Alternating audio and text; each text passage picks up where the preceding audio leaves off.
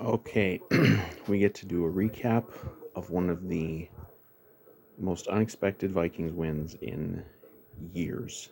I think, I think by definition, or by point spread, this was the biggest upset win the Vikings have had since that Tuesday night football game in Philadelphia way back late in the 2010 season, the Joe Webb game. Um, you know, this isn't this isn't a team that, well, one, they're usually at least a decent team, so they're usually not huge underdogs like that, and two, they just don't pull off upsets like that. But and I didn't expect it. I mean I was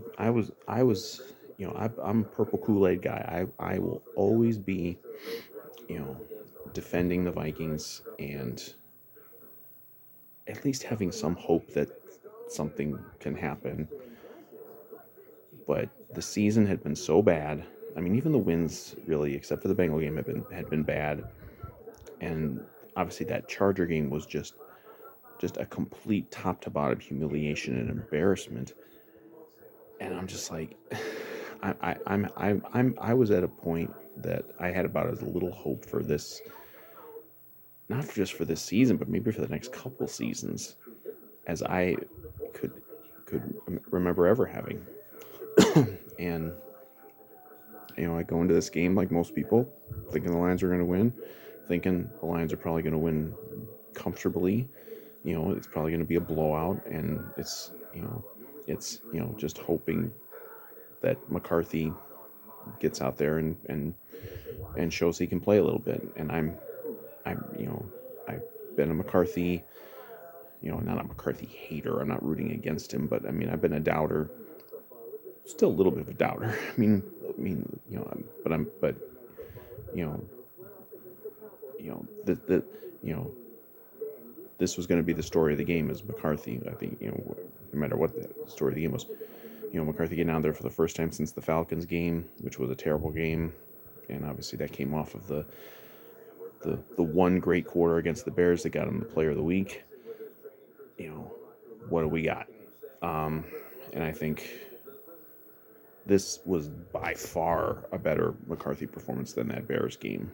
Um, like the numbers weren't huge, but you know, like you know, that wasn't 3 quarters of terrible and 1 quarter of good. This was 4 quarters where I think he was pretty good the whole game. Not perfect, he took a couple sacks he probably shouldn't have taken, missed a couple throws, but you know, I think everyone can be very hopeful now with McCarthy, um, that you know, look, if you can go play, go into Detroit. It's not like Detroit took this game off. I mean, it's possible they might have been looking past us a little bit, but I don't know what their schedule is. I don't know if this could qualify as a trap game. I don't know who they play next week, but um, it's possible they were underestimating the Vikings, but they deserve to be underestimated with the quality of their play for most of the season. Um, and of course, that first drive from the Lions in this game, was, I mean, they just zip right down the field, no resistance whatsoever. Long touchdown to Laporta where we didn't want to tackle him, just let him carry a couple guys into the end zone, and right there you're like, okay, this is going to be everything we feared it was going to be. It's going to be a terrible game, um, but then we get that spark. We actually get a good Miles Price kick return without a penalty. More on that later, though. Um, and then they go out and immediately they're running. Immediately they're running and running really well. Aaron Jones had a couple good runs on that first drive with the good field position, and McCarthy made a couple really good throws. He threw obviously the touchdown to Jefferson, which was a hell of a catch, but also a really good throw. And the one I think might have been the play before that, or a couple plays before that, where he almost hit Addison for a TD, and Addison probably should have caught that. So, right off the bat, McCarthy's good. Like he comes out and he's firing. It's 7-7. Okay, and then the defense started showing up. Like you figured, okay, even if we did win this game, this was going to have to be a big time shootout. But the defense came to play after that first drive, and then kind of that last drive, you know, where, um, where they might have done some prevent. The defense came to play. They were getting, finally the first time all year, the blitzes were getting home. They were pressuring the hell out of Goff. They were making him uncomfortable, moving him off his spot in the pocket. Um, they were wrapping up on the tackles. You play the Lions. They're going to get some of those splash plays on you. They didn't get that many. We did have some blown tackles here and there, but um, you know, but they were getting home. They were getting sacks. Um, you know, they were really. This was as horrible as the defense was in that Charger game. This is what we wanted from this defense all year, to be an impact defense. Um, and they were for most of this game. Um, I mean, you end up giving up 24 points, but I mean, I think any team in the NFL, if say you're going to go into Detroit and you're only going to give up 24 points, I think anybody would take that. Um, you know, and then we get the offense back out there. McCarthy's zipping the ball again. We're running the ball. More good pass protection. We had um, both tackles in there finally today healthy. I believe they played the whole game. I don't believe there was any substitutions. You know, um, you know, Again, we gave up some sacks. I think what did they end up with, 5? A couple of them again were probably not necessary, but McCarthy is a little easy to take down, like in space.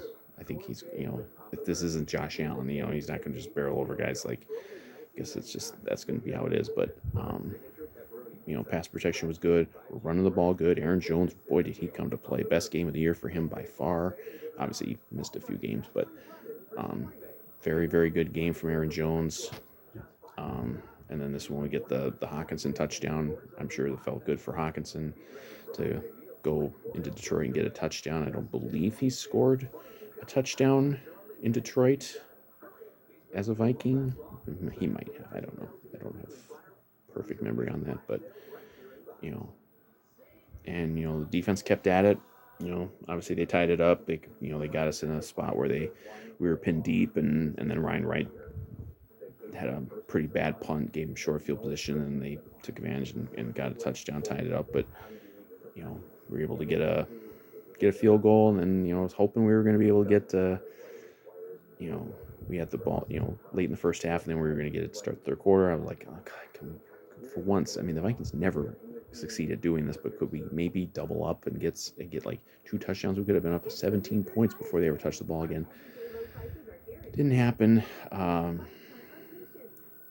That was not an interception on McCarthy. They were up near midfield somewhere. Threw a pass to Naylor. Naylor kind of caught it on his hip. Defender grabbed the ball as well. They fell to the ground, and they ruled it an interception. I mean, Naylor had his hand on the ball the entire way, never lost control of it. Ty's supposed to go to the offense, but they said it was an interception. So, whatever. It didn't end up It didn't end up leading to any Detroit points because the defense got out there and I think got a tackle for loss again, and stopped them. But it did keep us from potentially scoring. And then I think they screwed us on the I think, was it the first play of the third quarter where there was another review play, or it might have been a little later in the third quarter where there was a third down pass from JJ to Jefferson, and it was a catch, but they reviewed it, or was challenged, and they said no catch. It's like we've been screwed on this catch no catch thing quite a few times this year, and I'm frankly getting tired of this shit.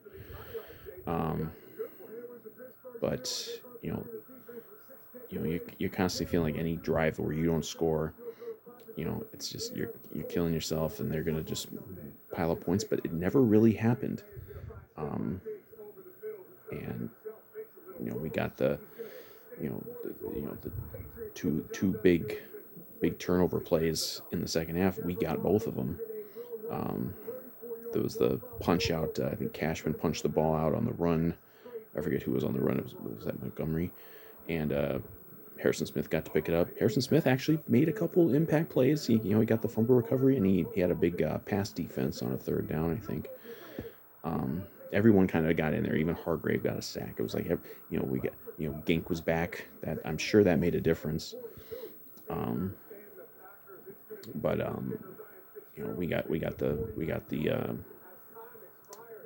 punch out on the fumble. I think that was the one then that led to the next touchdown, the McCarthy rushing touchdown. And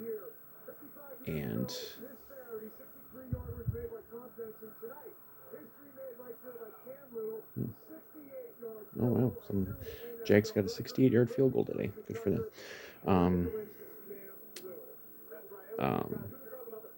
But yeah, we got and I think that was the sequence where we got the McCarthy rushing touchdown, and then later on, I think it was in the fourth quarter, we got the blocked field goal. I think it was Elijah Williams blocked that, and Isaiah Rodgers picked it up, and boy, it sure looked like he was going to house that. What is it with our guys looking like we're going to get touchdowns and they get caught from behind? That same thing happened to Addison on that play in the Pittsburgh game. We weren't able to punch that in. That because they were kicking it to be down 4, I think, and then we turned it into a field goal ourselves, and that gave us the cushion that we needed because we did do the prevent shit a little bit at the end there, or maybe it wasn't prevent, maybe they just made plays, but that last touchdown, I thought that was a pretty obvious OPI. Looked like the guy pushed off quite blatantly, but they didn't want to call it.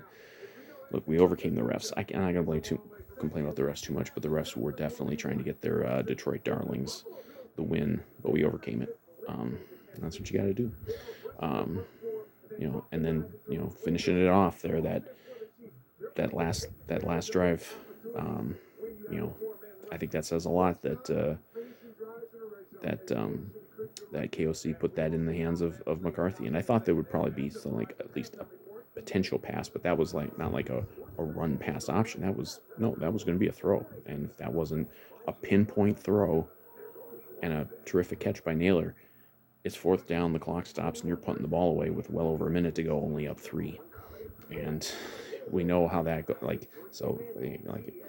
That was a situation where you don't get a first down here, you're probably going to lose the game. And they put it in the hands of McCarthy, and he made the play he had to make, and Naylor made the play he had to make, and you get the win. I mean, that's McCarthy made some really nice throws and plays in this game. That's the number one. The fact that in that's the most pressure filled spot of the entire game. Arguably the most pressure filled play of the whole season, and he made the play. So I'm not putting him in Canton, not by any means. I mean, his numbers weren't great. I mean, the offense did kind of get a little messy after they had the fast start, but then they got messy again. I blame a lot of that on KOC because he went away from the running game again. I don't know why. I don't know why he won't run the football. We ended up actually with more rushing attempts than passing attempts in this game, but I think that was because McCarthy had a handful of runs, and I think it goes to even the kneel downs count as running attempts. So it was driving me nuts. It was because we're running really well, and we got most of the offensive line that you want, and you're leading for a lot of this game. And he didn't want to run the football, and it's just always going to be the way he does it. He's just always going to go away from the run. I didn't like it, and that's when the offense started to get a little more chaotic. They're getting pass happy, and it's helping Detroit pressure McCarthy and stop drives.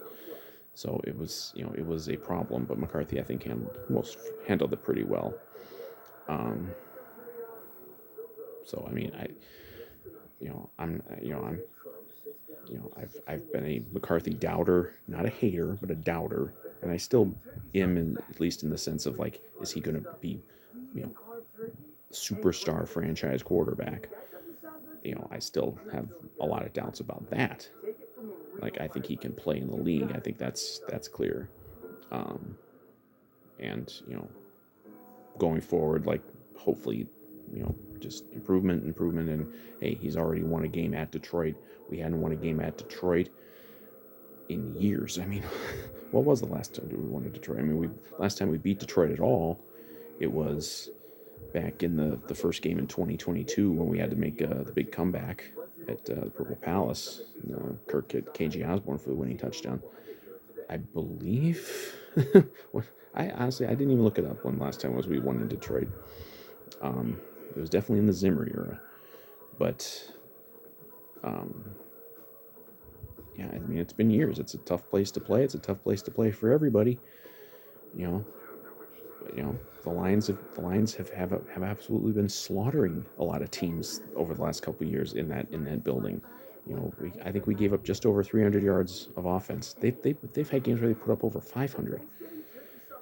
They've had games where they put up 50 points on teams. Like, you know, if we brought the defensive effort from the Charger game, they would have done that. But you know, it's like McCarthy will get the headlines and he deserves the praise, but the defense, the performance from the defense for most of this game is why the Vikings won this game. And going forward, like, this is kind of what we wanted. This is the kind of team we were expecting, this year. A team that can have an impact defense, and hopefully McCarthy is looking like a player. And this is kind of the template for what we want. Hopefully we'll get some more of this. I mean, if nothing else, this game is a gigantic needle shot straight to the heart of hope, full of hope, because I had no hope really for the season as a whole. I mean, I thought, coming in this week, like, the season's over basically from a playoff perspective. Like, there's with the schedule coming up, they have the rest of the way, and the way they've been playing, no chance. Well, this completely changes that outlook because this was arguably the toughest game on your entire schedule, and you won it. And you didn't even play it perfect. It's not like they played an absolutely perfect game. They can play better than this. This was the best game they played this year. I mean, obviously the Bengal game was a huge blowout, but that was, Bengals helped us a lot. Boy, the Bengals, Jesus Christ, the Bengals, the Bengals fans, man, they gotta be absolutely on the ledge. After losing to the Jets, blowing a big lead, losing to the Jets last week. Now this game today, they blew it late. They gave up just this preposterous touchdown to the Bears in the final 30 seconds. Just got to be two of the worst consecutive losses a team has ever suffered. In fact, I think I saw that it's the first time a team has ever scored as many points as they have in two straight games and lost both. But this isn't a Bengals reaction video. But yeah, the Bengals game obviously was the most dominant game. But I think this was their best performance. And you hope. I mean, I hope this wasn't a one-off. I hope, because this winning this game in where they won it, how they won it, who they beat. I mean, now you look at the schedule. Yeah, it's still a tough schedule. You got Baltimore coming in here next week. Baltimore's getting back on track. They got Lamar Jackson back. They had a big blowout win the other night against the Dolphins. They're going to be really tough to beat. But now hey, you can beat them. You went into Detroit and beat the Lions. Lions are one of the favorites for the Super Bowl. You went in there and beat them. So you can beat Baltimore. You can beat the Seattle. You can beat Green Bay. You can beat these teams. You at least can. Doesn't mean they're gonna win them all, but it's the hope is back. They can do it. They have the ability to do it. And this was a big win. Just to keep us in the thinking that playoffs are a possibility. Maybe even the NFC North is a possibility. The Green Bay Packers lost at home to the Carolina Panthers on a last-second field goal. So we're 4-4, and they're 5-2-1, I think. So we're like that damn tie is gonna screw it up all year, but but we still have them twice. And hey, we can go into Green Bay and win. We can beat them here. We went into Detroit and won. We can go anywhere and win if we play like this. Um, and again, I don't think this was the best this team. I still don't think this was the very best this team could play. Maybe it will prove to have been the best game that they can play, but you know, I mean, if they just play this kind of game, they can win. You know, they got 9 games left. They can go win 6 or 7 of those, and then you're in contention for the playoffs, maybe, depending on how everything else you know plays out. But yeah, this in terms of just getting rescuing a seemingly lost season. This is about the biggest win of this type that I can remember. Um, and you know, you hope they can go forward and do this more, because I wasn't even excited about the rest of the season, to be honest, and now I am. Now I'm excited to go to Purple Palace next week and see us take on the Ravens and see what we can do in that game. Maybe we'll lose. I mean, I don't know, but you know, and if McCarthy can play, I mean, I don't know. I don't know what he can be ultimately. I really don't. I don't think he's. I don't. People get so excited, and I understand. Why wouldn't you get excited after a game like this? Why wouldn't you get excited after the Bears game in Week 1? There's no reason not to get excited about these games. But, um, you know, in terms of like a week in, week out, like, can he be one of those like top quarterbacks? I don't know, but he's got the capability to go into Detroit and make a lot of really good throws and really clutch plays and beat a really good team that has had our number. I mean, this was, it's been brutal. Granted, some of these games Detroit beat us. They beat us in a couple of Nick Mullins games. So, but if we can, it gives the team confidence too, because there had been talk since the last game of like, oh, maybe there's some tension in the locker room, tension maybe between the owner and GM about, hey, we spent all this money on some of these free agents and they're not performing like we expected, that sort of thing. You know, but maybe this gives them confidence now that, hey, you know what, maybe the plan can still work. NFC is still, I mean, it's the NFC is still there. I mean, we're a couple games back of the top teams, but maybe this can be a season where we do play our best football late instead of early. So what else? But yeah, so we are technically in last place. You wouldn't think still being in the last place football team, be in a good mood, but you know, um, we wouldn't have been in last place if the damn Bengals had just held on to that late lead. But whatever. We got the Bears in here in a couple weeks, so got a chance to beat them and catch them again. But maybe it'll be a 4-team race in the NFC North after all. I mean, but again, if you can go into Detroit and win, and tough schedule be damned, you can win any of these games left. So it's a good day. So I don't really think I have much else to talk about here. I mean, it's good to have the 2025 Minnesota Vikings season back in play, because this was going to be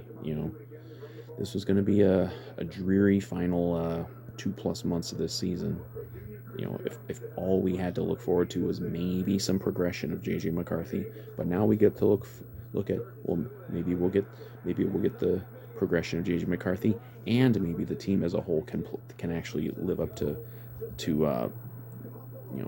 their potential and their expectations and win some games and make December interesting, make the the end of the season interesting for the division, at least for the playoffs, and who knows what happens after that.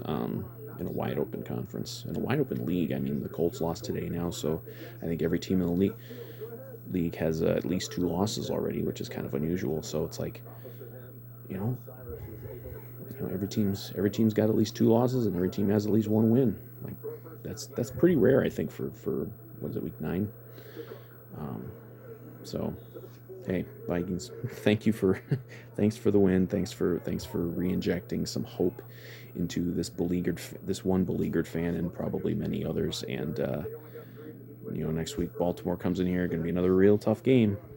Um, I don't believe we've beaten the Ravens with Lamar Jackson. I think we've only played him once, but it's going to be a real tough one. I don't think we had any more injury stuff today. I know Aaron Jones was out uh, briefly, but it sounds like it wasn't too bad.